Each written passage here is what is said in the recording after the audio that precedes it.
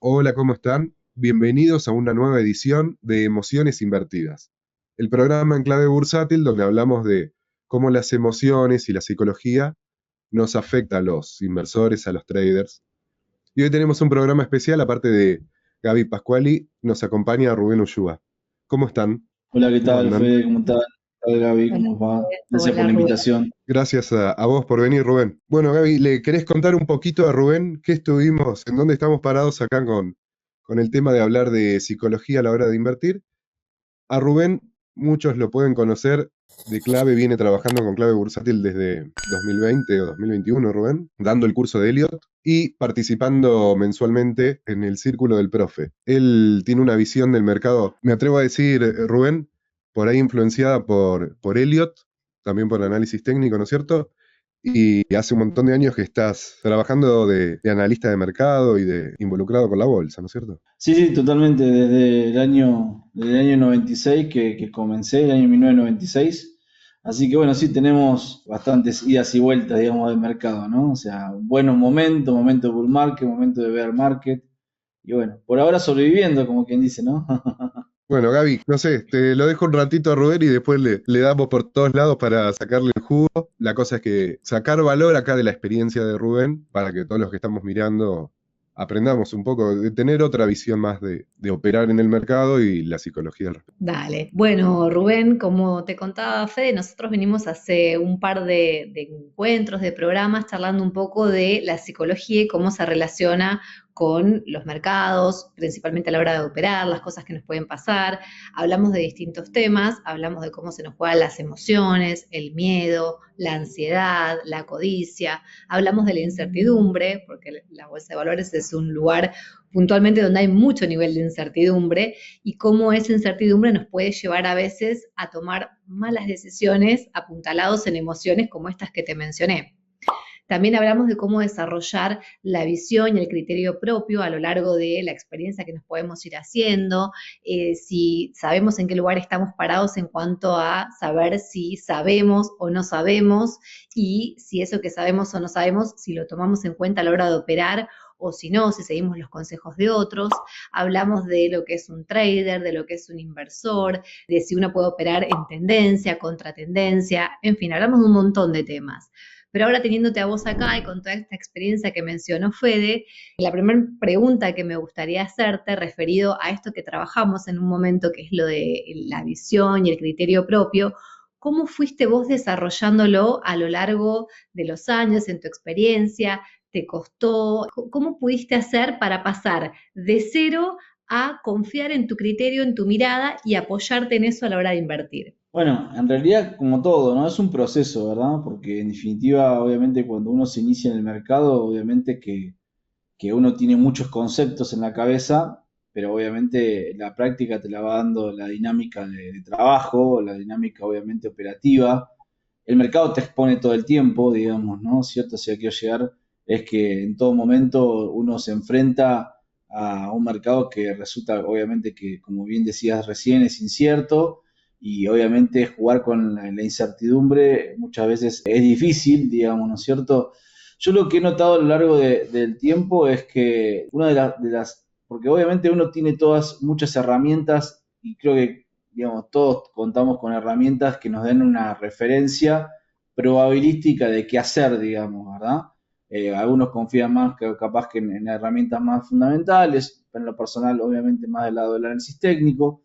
Pero más allá de cuál sea la herramienta que motiva la toma de decisión, hay una parte que para mí que es muy difícil de manejar, y creo que a todos nos cuesta, o al menos en el pasar, digamos, de todos estos años, he notado que me ha costado a mí, me cuesta a mí, y veo que también le cuesta al resto, que es el manejo de los tiempos, ¿no? O sea, muchas veces las herramientas nos van guiando y con cierto grado de probabilidad y bastante éxito de respecto de lo que puede ser una tendencia de mercado, pero manejar la temporalidad, digamos, quizás yo creo que es una de las cosas más dificultosas, que es lo que de alguna forma en algún momento me hizo clic a mí la cabeza de ese lado, el entender, digamos, de que, bueno, de que más allá de lo que uno pueda ir analizando, y a veces, como voy a repetir, uno puede estar del lado correcto de la tendencia, pero si uno no se encuadra en la temporalidad correcta o eventualmente no logra estar en el timing correcto del mercado, muchas veces te puede jugar una mala pasada eso, ¿verdad? Porque obviamente lo que no sabemos, lo que nunca no tenemos muchas herramientas para poder trabajar es el cuándo, digamos, ¿cierto? Es cuándo puede ocurrir tal o cual cosa, hasta cuándo puede subir, hasta cuándo puede bajar el mercado. A veces identificamos que hay variables, o sea, por diferentes, diferentes variables podemos identificar que algo está barato, que algo está caro, pero no sabemos exactamente si el mercado va a detenerse en ese momento y soportar, digamos, situaciones a veces de estrés, en el caso cuando el mercado baja, en un contexto donde uno todo el tiempo se cuestiona si está equivocado o no, o a la inversa, ¿no? Soportar situaciones de euforia, que uno ve que todos los indicadores de saturación que podamos meter sobre la mesa te dicen, che, esto está totalmente sobregirado, y sin embargo vos ves que al día siguiente el mercado vuelve a subir y sigue subiendo, y por ahí uno en esos momentos también se siente un poco en desconfianza, en decir, un poco tonto, por decirlo de alguna manera, ¿no? De sentir que mucha gente por ahí está aprovechando lo que vos conceptualmente decís, no, ya no debería seguir, y sin embargo sigue. Entonces, por ahí a veces, como decía recién, a veces uno puede trabajar mucho sobre las herramientas que nos vayan orientando qué es barato, qué es caro, si es que es posible identificar la tendencia del mercado, pero es muy dificultoso muchas veces el manejo de los tiempos, ¿no es cierto? De cuándo entrar, cuándo salir, cuándo sentirse cómodo. Entonces ahí te diría que es algo que en lo cual con el pasar de los años voy aprendiendo, pero siento que es algo que todo el tiempo necesitamos trabajar, digamos, ejercitar, como quien dice, ¿no? Bien, sí, una de las cosas que charlamos en estos encuentros con Fede es justamente esto, ¿no? Que no es un punto de llegada, sino que es un horizonte a seguir todas estas herramientas, porque uno día a día se encuentra con situaciones, algunas un poco tal vez más tranquilas, otras más complejas, y en donde uno siempre está dando batalla con estas cuestiones, ¿no? Ahora, vos hablabas de procesos, de herramientas, del tema de los tiempos. Me imagino que ahí, más allá del análisis técnico, de mirar los gráficos, o sea, esto no es tan simple como mirar un gráfico y decir, bueno, acá tengo que vender, acá tengo que comprar, sino que se juega mucho la parte emocional en este sentido, ¿no? En la paciencia, en la ansiedad, en esta sensación, me estoy perdiendo de algo, otros están viendo algo que yo no veo. ¿Cómo haces hoy por hoy o qué herramientas manejás vos para hacer esta gestión que, como decís, de todas formas seguís trabajándolo día a día, pero qué herramientas encontraste desde que empezaste a invertir hasta el día de hoy para gestionarlo un poco mejor? No, bueno, varias cosas, ¿no? Porque en definitiva, digamos, con el pasar de los años empecé a entender muchos de los conceptos que al comienzo por ahí no me cerraban. Por ejemplo, el tema de la diversificación. Saber entender cuál es el marco temporal operativo que más se adapta a mi perfil de analista, o en este caso de inversor, digamos, ¿no es cierto? A veces nosotros todos queremos ser traders y a veces nuestro perfil no da con ese formato operativo.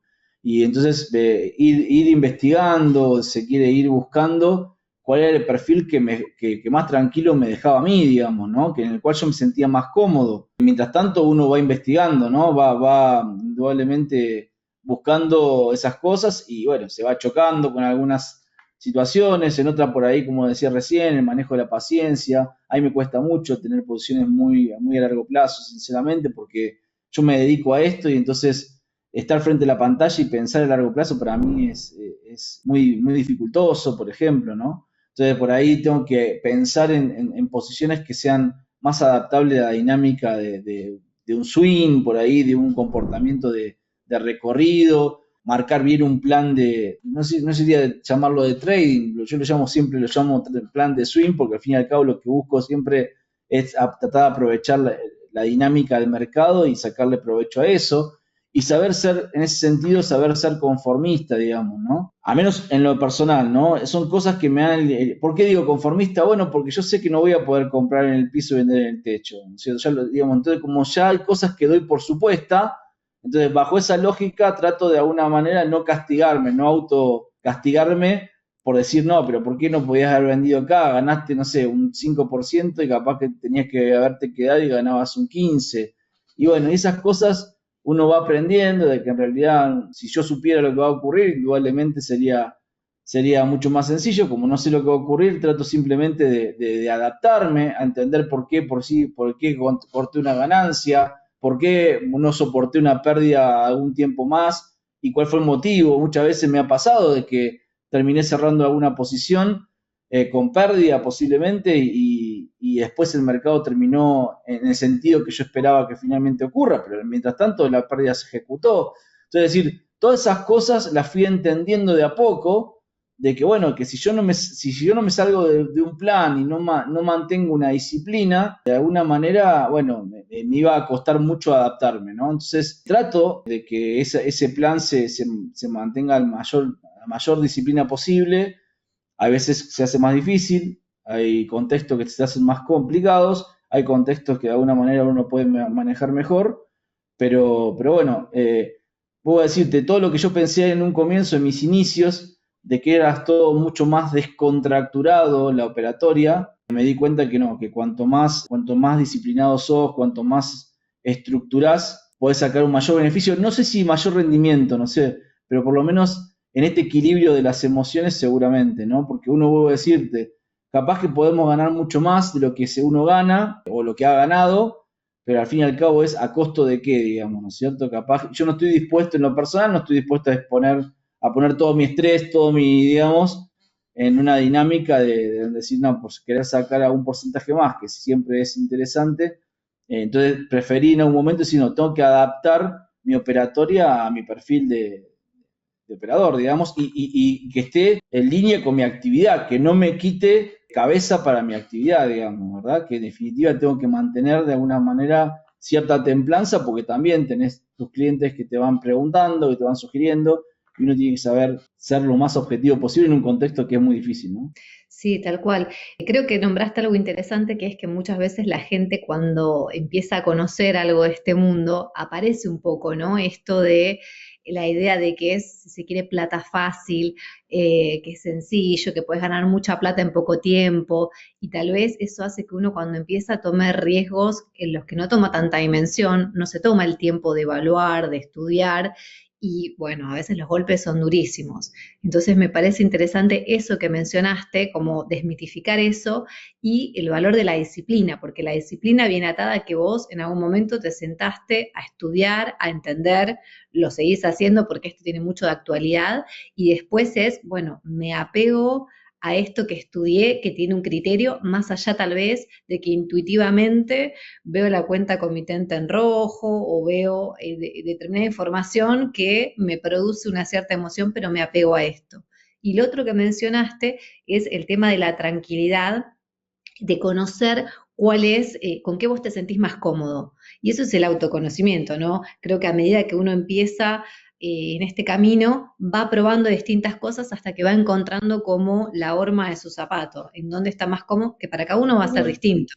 bueno. Entonces, eso me parece que está bueno. Y el tema esto del conformismo, que tal vez es decir, bueno, ¿cuándo es suficiente? ¿Por qué siempre querés como exprimir la naranja y sacarle todo el jugo hasta el final cuando en realidad, como hablábamos de la incertidumbre, eso es imposible de hacer? Puede ser en un golpe de suerte alguna vez, pero realmente en la cotidianidad siempre te va a quedar un resto en donde, como vos decías, Rubén, el piso, el máximo, no vas a timearlo exacto. Entonces hay un momento en donde tenés que entender que está bien la operatoria que hiciste, pero eso a veces, yo no sé si a vos te ha pasado, pero yo he escuchado casos donde se vende, por ejemplo, una acción que estaba subiendo, que de hecho vos ganaste desde que la compraste, la vendés, sigue subiendo después de que vos la vendiste y empezás a sentir que perdiste. Te empezás a sentir mal, tal vez hasta la volvés a comprar porque sigue subiendo y después baja. Entonces, esas cosas son las que te complican porque ahí cuenta también mucho la disciplina y la parte emocional. No, totalmente. Todo eso que mencionás, creo que en algún momento todos los que hemos estado en el mercado lo hemos vivido, digamos, ¿no es cierto? Y por eso decía, uno tiene que aprender a convivir y a saber manejarse en ese, porque justamente ahí es donde uno empieza a hacer cosas que no debe, digamos, de alguna manera. Cuando digo que cosas que no debe, simplemente, como decía recién, ¿no? O sea, el concepto es decir, sí, si tomaste ganancia, la pregunta es cuando volviste a entrar, porque la acción siguió subiendo, lo hiciste con el mismo criterio con el cual ingresaste la primera vez, lo hiciste con el mismo criterio analítico o simplemente fue emocional. Es decir, saber separar esas cosas es indudablemente dificultoso, pero es creo que lo que uno tiene que lamentablemente digo porque en definitiva es un tiempo ese, ¿no? Es un tiempo que uno a veces tiene que aprender a tomarse para justamente saber de que, bueno, mira, hice un ejercicio muchas veces, ¿no? Hice un ejercicio de preguntarme, yo no he sido de esas personas que compró Bitcoin en 100 y todavía lo tiene comprado, digo, ¿no? Digo, lo aclaro por si las dudas, ¿no? Y me he preguntado muchas veces, digo, cuando fue el furor de las criptomonedas, supongamos, estoy hablando del periodo, si se quiere, entre 2018 y 2022, 2021, por ejemplo, ¿cierto? Donde, bueno, el Bitcoin saltó de 3.000, con la pandemia llegamos a $3.500 y se fue a $70.000, ¿no? Y con ello todo lo que fueron las demás. Entonces, digo, yo hacía un ejercicio bajo mi criterio analítico, bajo mi experiencia, tratando de no mentirme, ¿no? O sea, tratando de ser lo más realista, digamos, ¿sí?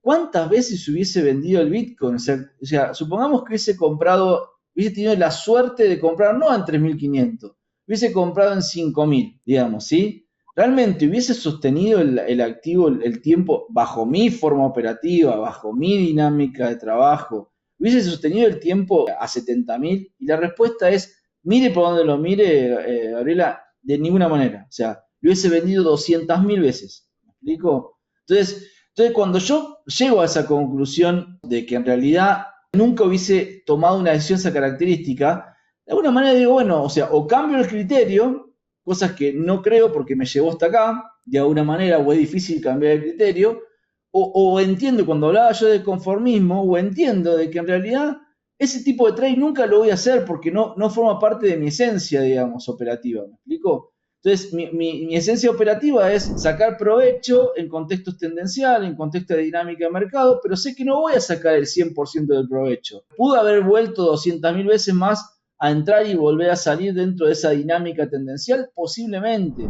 seguramente, lo hago, digamos, ¿no? Dentro de una tendencia, ¿cuántas veces compré y vendí Galicia? Un ejemplo, para dar una referencia, ¿no? Un montón de veces. Pero sinceramente no está en mi esencia pensar de que pude haber comprado Apple en los 90 a $5 y mantenerla al día de hoy. No está. O sea, entonces la pregunta es ¿por qué me creo una fantasía que sé que no la voy a tener? Entonces directamente la elimino de mi cabeza y trato de adaptar y de alguna forma reclamarme, si se quiere, a aquellos trades que considero que sí son guía o son posibles dentro de mi dinámica de trabajo.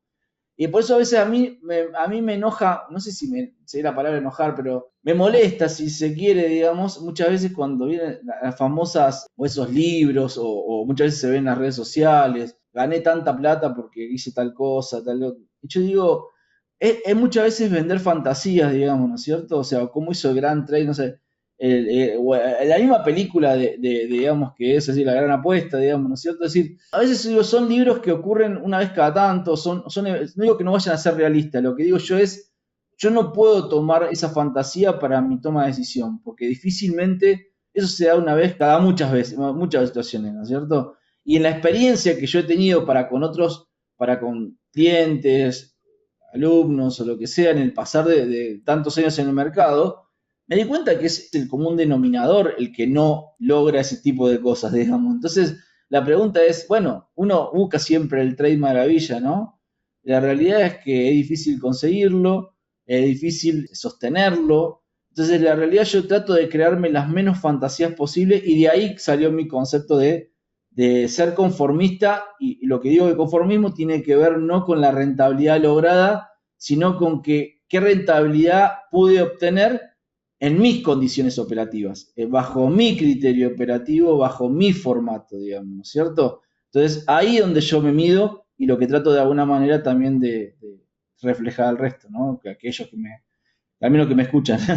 Bien, porque es como un cambio de enfoque, ¿no? En lugar de mirar cuánta rentabilidad vas a sacar, es primero mirar con qué vos te sentís cómodo y en función de eso, qué rentabilidad estás dispuesto a aceptar. Totalmente. Eso no significa de que uno, una vez que identifica los déficits, si se quiere, o las limitaciones que uno pueda tener, porque todos tenemos limitaciones, digamos, ya sea analíticas o operativas, digamos, ¿sí? Eso no significa que uno no trabaje para poder moldearlas, que no trabaje para poder mejorarlas o optimizarlas. Pero siempre lo que yo al menos trato de hacer es, no puedo hacer algo que no se adapte a mi vida normal, porque si no, mi vida cambiaría. Entonces la pregunta, ¿estoy dispuesto a ese costo? ¿O dejo de hacer una actividad para dedicarme a full time a eso? Y la pregunta es, ¿vale la pena? ¿Cuánta rentabilidad más te va a dejar resignarlo por otro? Entonces, y aún así, esa rentabilidad te mueve en el equilibrio de tu vida. Entonces, digo, es más filosófico si se quiere, me hago cargo de eso, pero bueno, al menos es la dinámica con la cual yo trabajo o trato de enfocarme, por eso no me abruma muchas veces el mercado ganó tanto y yo no me perdí, no sé, bueno, digamos, aproveché lo que pude, ya está, digamos, oportunidades todo el tiempo, ¿no? Sí, Rubén, es muy bueno lo que decís, porque la gente que ve el canal, sobre todo los nuevos, yo me imagino, me pongo en su lugar, y yo estuve en su lugar hace poco, y te bombardean con el caso de éxito, ¿viste? Como vos decís, el posteo de cómo ganaron el long de 125x en Bitcoin y sacaron, no sé, 130% en una hora. Bueno, pero eso puede ser, primero que puede ser falso, o simplemente puede ser que te muestren solo ese caso, ¿no es cierto? Vos decías, uy, no compré Apple en los 90, igual no lo hubiese mantenido, pero también podrías haber comprado Yahoo o mil otras empresas que se fundieron de los 90 hasta acá, ¿no? Y si te muestran el que sobrevivió, Apple o Amazon, muy pocos estuvieron punta a punta dentro de ese papel. Y muchos lo vendieron en el 2000, no sé, 9 o en el 2013 o en 2020. Entonces, me gusta eso que vos decís de, si se quiere, resignar lo que uno no, en donde uno no está metido, para todo en la vida y para el mercado también. Y en otro capítulo pasado decíamos que hay muchas maneras de operar, muchos segmentos, muchos time frames. Uno puede operar solo divisas, otro opera solo acciones, qué sé yo. Entonces, dejar lo que no es, donde uno no sabe, donde uno no tiene ventaja, donde uno no está cómodo, para dedicarse a Sí, donde sí. exactamente. Yo diría que en vez de pensarlo de manera negativa o empezar o ver el vaso medio vacío, decir, no puedo con eso, la pregunta es, ¿con qué puedo y cómo optimizo con lo que puedo, con lo que manejo, digamos, de alguna manera? ¿Me explico? Entonces, porque si no, uno siente como que se está perdiendo cosas, digamos, ¿no es cierto? Y en realidad es muy difícil abarcar todo. En el análisis técnico mismo, ¿no? O sea, aquellos que siguen análisis técnico, es imposible hacer todas las herramientas. O sea, si vos podés conocer todas y cuáles son digamos, las fortalezas de cada una de las herramientas, cuáles son las debilidades, pero después tenés que hacer una selección, tenés que ver qué es lo que se está adaptando a tu forma de analizar, a tu forma de ver el mercado, bueno, y no creer que el mercado se va a adaptar a vos, sino al contrario. Entonces, lo que trato de alguna manera, o al menos he aprendido en lo personal, es eso, ¿no? No me lamento tanto de las cosas que no se dieron, sino básicamente decir, porque la pregunta es, hay cosas que yo entiendo de que si volvemos el tiempo atrás, no lo hubiese hecho igual, entonces la pregunta es, ¿para qué me voy a comer la cabeza hoy, digamos, en definitiva, ¿no? Entonces el punto es, bueno, la pregunta es, de las cosas que sí yo hubiese hecho, de esas sí trato de trabajar, es así. Mira, en las capacitaciones habitualmente le digo a los chicos, ¿no es cierto? Porque obviamente uno enseña análisis, ¿no? Y cuando uno enseña análisis, uno se da cuenta con el pasar de los tiempos que hay veces que hay gente que tiene muy buen perfil de analista, no necesariamente sean buenos operadores, digamos, ¿sí? Y viceversa. Hay gente que son muy buenos operadores, digamos, ¿sí? Y por ahí no tienen perfil de analista, digamos, como tal, digamos, ¿no? Tienen sentimiento de mercado, y eso existe, digamos, ¿verdad? Y saben, conocen, o sea, dinámica o como, digamos, tienen ese sentimiento de timing, o sea, no sé, no sé, son personas que realmente manejan la situación. Saben cuándo tomar riesgo y cuándo no, o sea, porque una cosa que es, digamos, aparte, más allá del análisis y de poder saber para dónde la tendencia es, bueno, pero ¿qué asignación del dinero le aplico a esto? Diversificar, o sea, el management mismo, ¿no? De una operatoria, ¿verdad? Entonces, bueno, hay mucha gente, yo digo, uno tiene que saber en qué es bueno para esa forma potenciar eso, porque puede ser que yo no logre tener digamos, la esencia o si se quiere la sensibilidad que puede llegar a tener un analista para poder detectar una tendencia a tiempo, pero sí soy muy bueno gestionando quizás, ¿me explico? Y entonces digo, bueno, ustedes fíjense, digamos, fíjense dónde, porque si ustedes tiran 10, 20 análisis y ven que en realidad le pegaron solamente, no sé, a 5, pero ganaron plata, bueno, seguramente porque son muy buenos gestionando, no hay otra forma. O sea, si vos de 20 análisis, de 15 análisis que tiraste, con 5 digamos, ganaste, y con otros 10 perdiste, pero el resultado finalmente es positivo, es porque tu gestión es muy buena, entonces será mejor contratar a un analista y mantener tu gestión, y viceversa. Capaz que sí, de los 15 análisis, digamos, le acertaste a 13, pero perdiste plata. Entonces la pregunta es ¿por qué? Y bueno, porque seguramente no asignaste el dinero que correspondía, no diversificaste, ¿no? Entonces, decir, no gestionaste bien al fin y al cabo, ¿no? Entonces yo digo, bueno, me da la impresión de que está bueno que nosotros nos conozcamos para saber cuál es la operatoria que mejor se adapta a nosotros y no querer nosotros adaptarnos a la fantasía que muchas veces el mercado propone, ¿no? Al menos eso trato de trabajarlo. Sí, yo creo que me gustó lo que dijiste, Rubén, que dijiste en un momento, bueno, esto es algo casi filosófico. Yo creo que uno habla de la filosofía de vida que tiene cada uno, ¿no? Y creo que de ahí parte todo, ¿no? De la filosofía de vida que uno tiene, parte como arma su vida en la generalidad. Si uno, no sé, le quiere armar una familia, si uno le da más bolilla a la vida sana, si uno le gusta más salir de noche, le gusta más la vida familiar, es decir, uno arma su vida de acuerdo como la piedra angular que es cuál es tu filosofía, cuál es tu mirada del mundo. ¿No?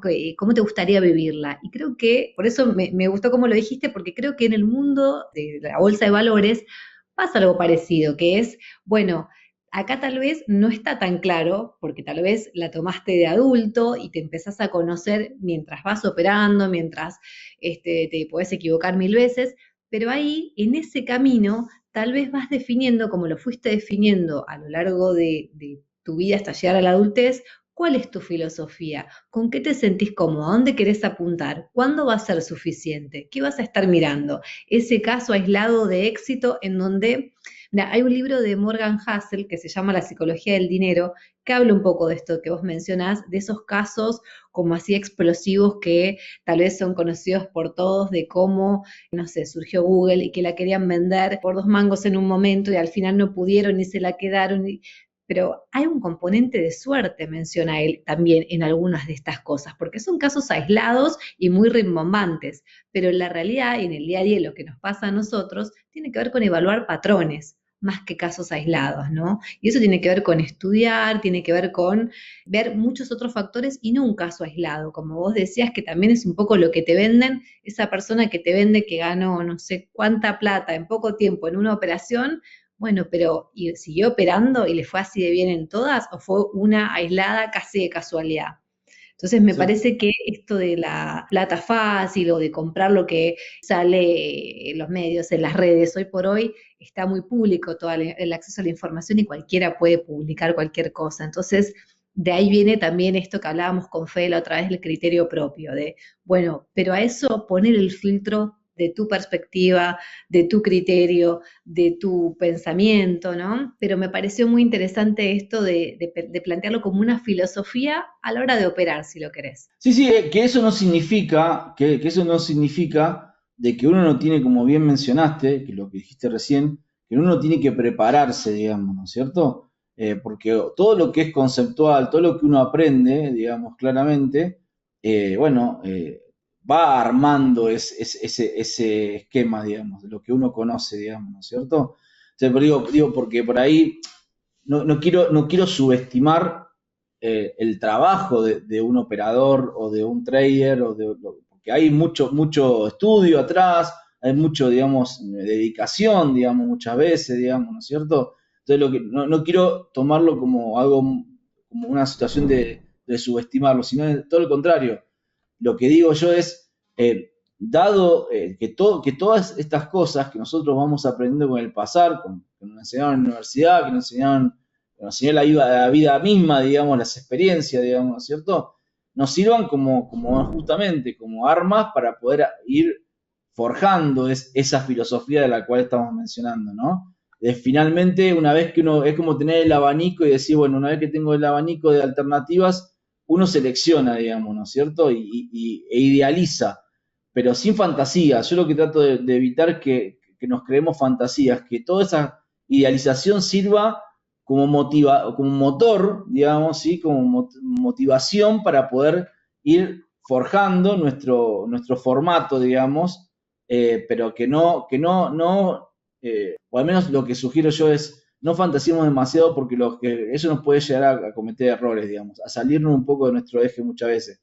Y es muy duro, creo que a todos en algún momento nos pasó, cuando vos le pones muchos días o años de trabajo a algo y por un error, eventualmente, digamos, perdiste la mitad, digamos, de ese capital o lo que sea, o de ese tiempo trabajado, digamos, ¿no?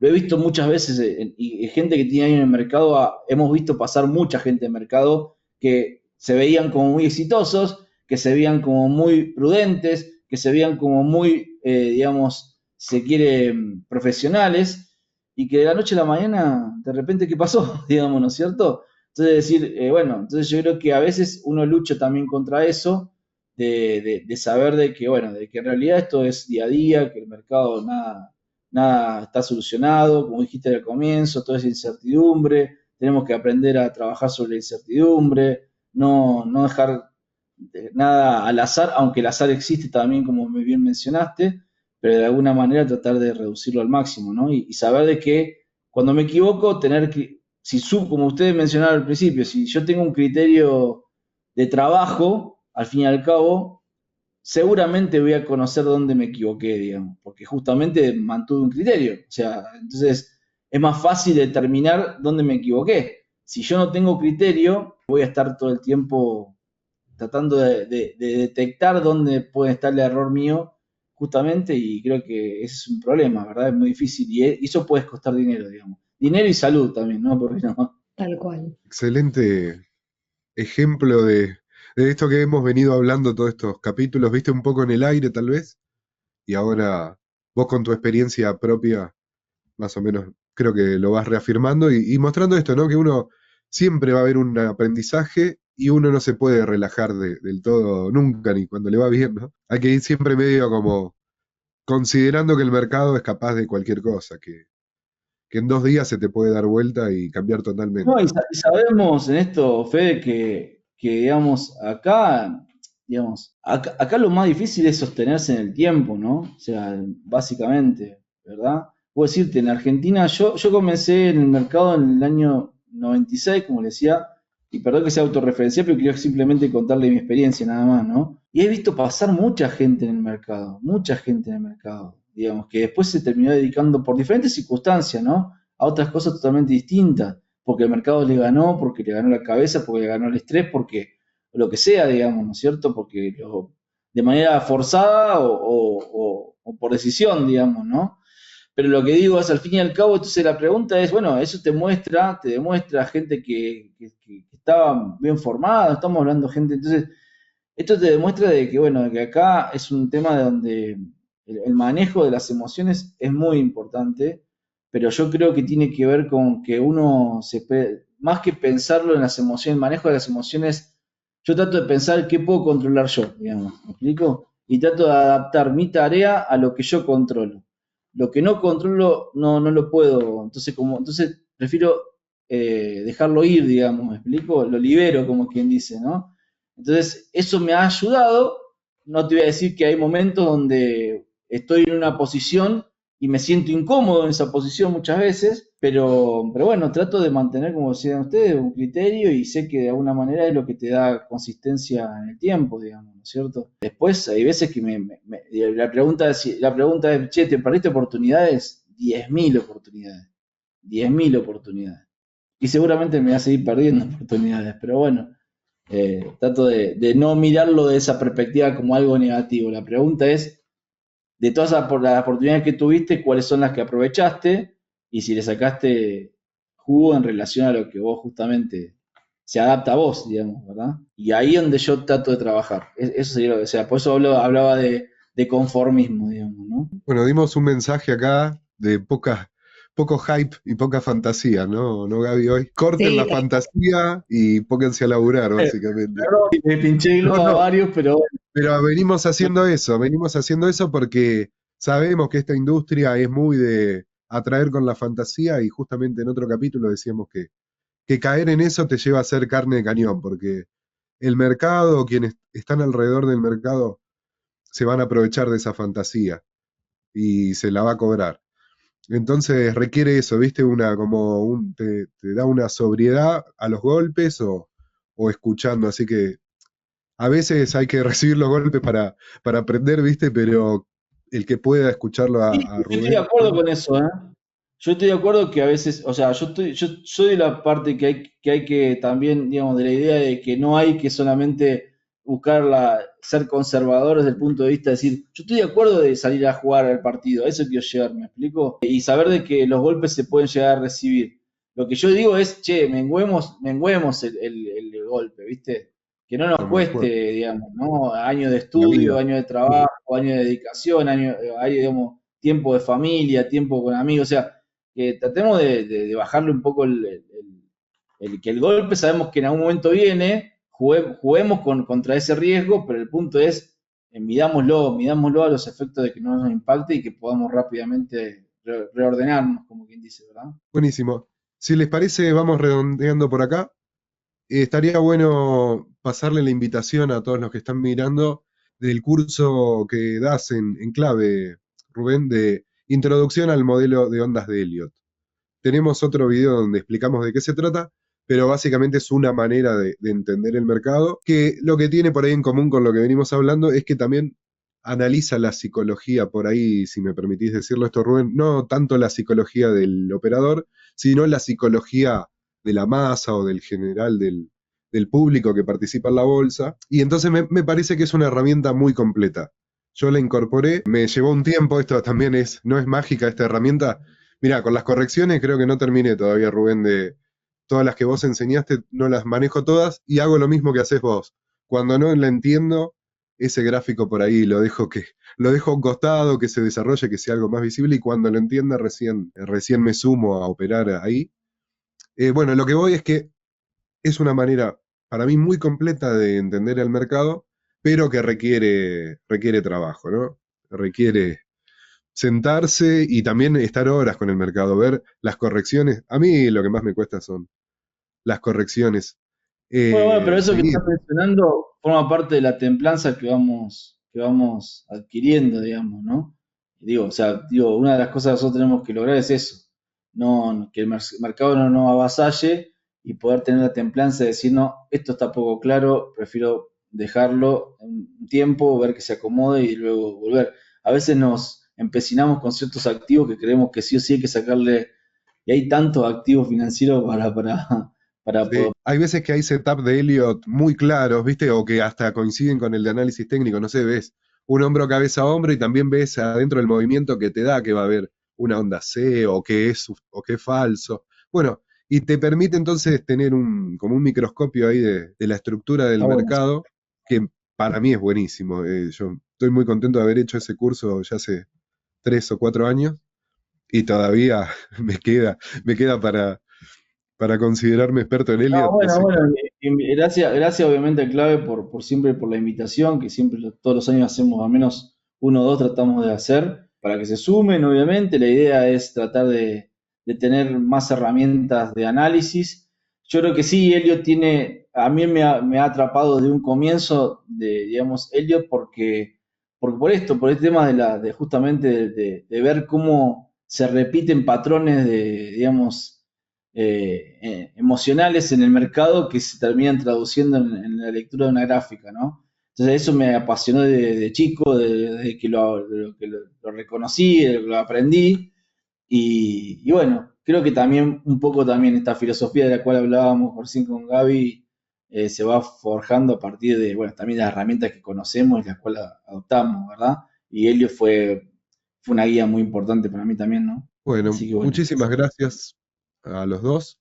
Nos vemos en el próximo capítulo de Emociones Invertidas. Veremos si venimos con invitados o seguimos haciendo desarrollo. Durante la semana lo definimos. Rubén, ¿querés comentar cuál es tu canal de YouTube. Sé que estás con un canal de YouTube. Comentanos, así te pueden buscar acá mismo. Sí, sí, sí, bueno, recientemente lo hemos lanzado, toda la semana estamos subiendo un análisis con alguna perspectiva más de mediano y largo plazo, así que pueden seguirme allí en el canal, también en Twitter, @Ushua, y bueno, donde ustedes me quieran encontrar, por ahí seguramente andaré. Muchas gracias a todos ustedes por la invitación. Muchas gracias. Nos vemos la semana que viene. Hasta luego. Chao, chao. Chao.